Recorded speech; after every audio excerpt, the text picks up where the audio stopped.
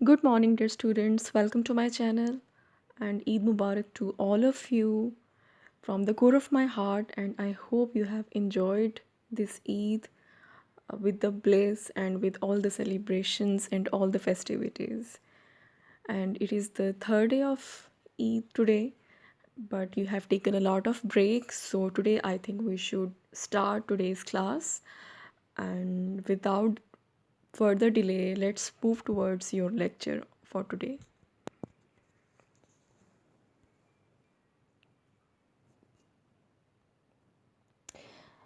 I hope you have been in touch with all the previous lectures and you have gone through all the lectures and also you have done your work that I assigned to you in the previous lectures.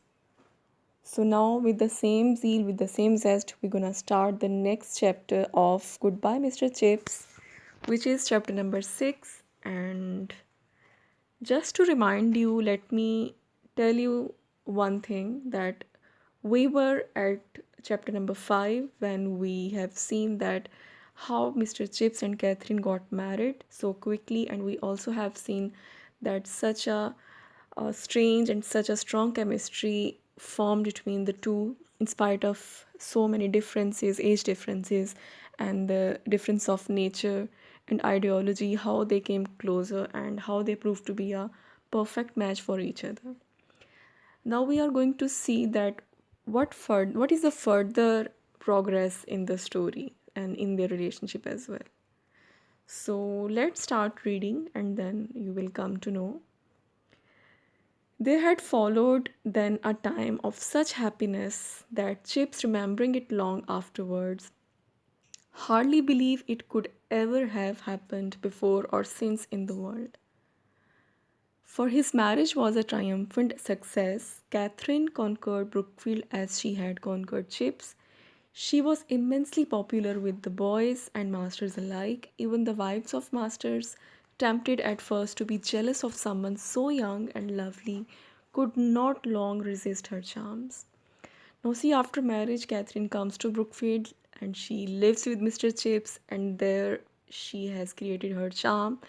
When she met people, the students, the masters, the teachers, the colleagues of Mr. Chips, everyone used to like him. Even there were some of the ladies who were actually jealous of her initially क्योंकि उसका charm ऐसा था, वो इतनी young थी, इतनी beautiful थी कि हर कोई उसको पसंद करता था. And it is a woman nature to be jealous. Most of the women's, or you can say some of the women's, get jealous of other women's beauty and charm.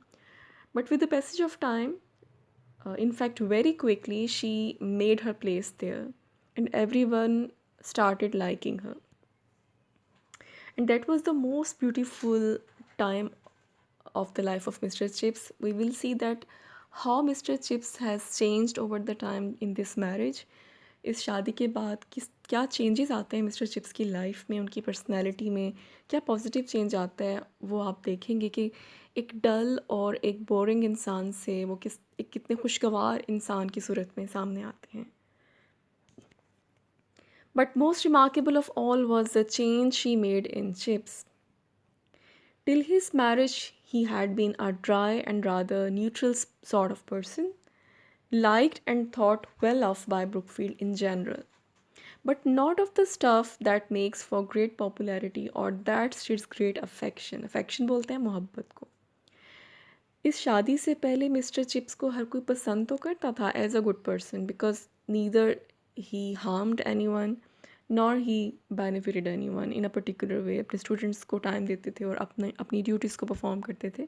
So he was considered a responsible person. लोग उनको पसंद तो करते थे, मगर ये जो अब लोगों ने उनके अंदर चेंज देखा और जो मोहब्बत और जो प्यार उनको अब मिला, उनके इस पर्सनल चेंज की वजह से वो पहले नहीं देखा गया था. He had been at Brookfield for over a quarter of a century, long enough to have established himself as a decent fellow and a hard worker, but just too long for anyone to believe him capable of ever being much more. But he was considered a good teacher, a good professional, but nothing more than that. उनको एक अच्छा इंसान और एक अच्छा teacher तो समझा जाता था, लेकिन इससे ज़्यादा लोग उनके बारे में ना तो कुछ जानते थे और ना ही मिस्टर चिप्स को मौका भी मिला, और ना ही उन्होंने कभी सोचा कि मुझे अपने आप को किसी और तरह से भी अपना कोई एंगल या अपनी एक साइड दिखानी चाहिए. He had in fact already begun to sink into the creeping dry rot of pedagogy. Pedagogy teaching techniques को बोलते हैं. That is the worst and ultimate pitfall for the profession. वो इस तरह की तरीक़ाकार को अपनाए हुए थे जो कि बहुत ही दकियानूसी, मतलब एक रूटीन मैटर था कि बस आना पढ़ाना, वही लेक्चर्स हर साल डिलीवर देना करना नहीं आने वाले बच्चों को. The same lessons years after years had formed a groove into which the other affairs of his life adjusted themselves with insidious ease. मतलब उनकी ज़िंदगी के बाकी तमाम पहलू उसमें मद्धम होके रह गए उनकी वर्क रूटीन में, उनकी टीचिंग रूटीन में. He worked well, he was conscientious, he had a fixture that gave service, satisfaction, confidence, everything except inspiration. वो सब क्वालिटीज़ थी जो एक अच्छे टीचर में होती हैं. वो बाज़मीर भी थे और वो एक थमे हुए इंसान भी थे, अपनी सर्विसेज भी अच्छे तरीके से परफॉर्म देते थे, सेटिस्फैक्ट्री परफॉर्मेंस थी, कॉन्फिडेंट भी हो गए थे, बट इंस्पिरेशन नहीं थी अपने प्रोफेशन को लेके. इंस्पायर करना या इंस्पायर होना, ये क्वालिटी उनमें नहीं पाई जाती थी. And then came this astonishing girl wife, हैरान कुन लड़की नुमा बीवी आती है, whom nobody had expected, least of all Chips himself. She made him to all appearances a new man, though most of the newness was really a warming to life of things that were old, imprisoned and unguessed.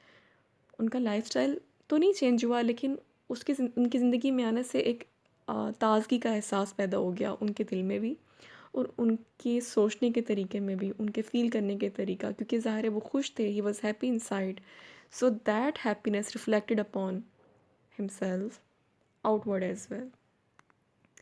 His eyes gained sparkled, his mind, which was adequately, if not brilliantly equipped, began to move more adventurously. Adventurously ये नई नई चीज़ें try करना, उनकी आँखों में एक चमक पैदा होगी और उनके दिमाग में भी, और वो नई चीज़ों को करने से अब घबराते नहीं थे. हमने पहले पढ़ा था कि वो कदामत पसंद थे, वो रूटीन की चीज़ों में रहना पसंद करते थे, and he did not like change a lot. लेकिन अब वो नई चीज़ों को अपनाने से घबराते नहीं थे.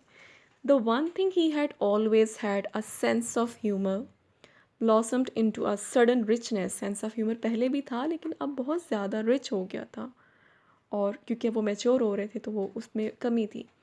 He began to feel a greater strength. His discipline improved to a point at which it could become, in a sense, less rigid. Discipline पे focus था, लेकिन अब बहुत ज़्यादा वो rigid नहीं था, वो उस पर बहुत ज़्यादा focus नहीं कर रहे थे. He became more popular. Popular होने का मतलब होता है कि लोग आपको पसंद करें, चाहना शुरू हो जाए. एक टीचर जो कॉलेज में आता है और फिर उसके बाद एक उस्ताद जो होता है स्कूल में या कॉलेज में, जब सब स्टूडेंट हर कोई उसको पसंद करता है, उसको अप्रिशिएट करता है, उसको आइडियलाइज़ करता है, तो वो पॉपुलर कहलाता है. When he had first come to Brookfield, he had aimed to be loved, honored and obeyed. But obeyed at any rate. Obey करवाना चाहते थे वो अपने आप को. Obedience he had secured, the honor he had granted him, but only now came love, the sudden love of boys for a man who was kind without being soft, who understood them well enough but not too much, and whose private happiness linked him with their own. जब उन्होंने Brookfield join किया था तो वो चाहते थे कि बच्चे या स्टूडेंट्स उनको ओबे करें. ओबे किया बच्चों ने. उसके बाद उनको इज़्ज़त, वो चाहते थे कि उनको इज़्ज़त की निगाह से देखा जाए, रिस्पेक्ट की निगाह से देखा जाए, और उनको इज़्ज़त भी दी गई. लेकिन अब एक चीज़ जो थी वो था प्यार, उनके स्टूडेंट्स का प्यार, उनकी मोहब्बत, ताकि वो दोनों एक ही पेज पे फील करें, वो रिलेट कर सकें अपने स्टूडेंट्स के साथ, उनकी फीलिंग्स के साथ. और ऐसा ही हुआ, अब उन्होंने इमोशनली अपने स्टूडेंट्स के साथ अटैच करना शुरू कर दिया. He began to make little jokes, the sort that schoolboys like. Mnemonics and puns, ये ऐसी डिवाइसेस होती हैं जो लिटरेचर में यूज़ होती हैं, तंज़ो मज़ाक सॉफ्ट काइंड में, दैट रेस्ड लॉफ्स, थोड़ा हल्का फुल्का मस्ती मजाक चलता रहता था जिससे बच्चे हंसते थे, और उस मस्ती मजाक पे वो बच्चों के जहन में कुछ ना कुछ इम्प्रिंट भी कर जाते थे, उनको सिखा भी देते थे. यानी कि हंसते खेलते ही वो अपने बच्चों को कुछ ना कुछ सबक दे रहे होते थे. There was one that never failed to please, though it was only a sample of many others. एक मिसाल हमें अब वो दे रहे हैं कि क्या हुआ. ऐसी किस तरह से वो बच्चों को पढ़ाई के दौरान मजाक के थ्रू चीज़ें सिखा देते थे. Whenever his Roman history forms came to deal with lex canulia, the law that permitted, एक ऐसे लॉ की बात हो रही है जो पेट्रिशियंस को प्लेबियन से शादी करने की इजाज़त देते हैं. तो क्या वो एक लाइन पढ़ते हैं वहाँ से कि so that you see if Miss Pleb wanted Mr. Patrician to marry her and he said he couldn't, she probably replied, "Oh yes, you can, you liar." Roars of laughter. अब वो उनको अपनी ज़ुबान में समझा रहे हैं कि अगर मिस प्लेब शादी करना चाहती हैं और मिस पैट्रिशियन से, वो उनको इनकार कर देते हैं कि नहीं सॉरी, मैं तुमसे शादी नहीं कर सकता क्योंकि अलाउड नहीं है हमारे हमारे ट्राइब में. तो उन्हें कह सकती हैं तुम कर सकते हो, झूठे जाओ, झूठे तुम कर सकते हो, you liar, you are lying, तुम कर सकते हो शादी बिकॉज ये रूल अलाउ करता है. तो इसको वो इतने लाइट हार्टेड वे में बताते हैं. Okay, my dear students, here we should stop, and now it's your time to read this chapter. And to your surprise, today I have no assignment for you because it is only the third day of Eid. So I want all of you to enjoy and just read this chapter and watch this lecture. And we will meet tomorrow. Till then, take care. Allah Hafiz.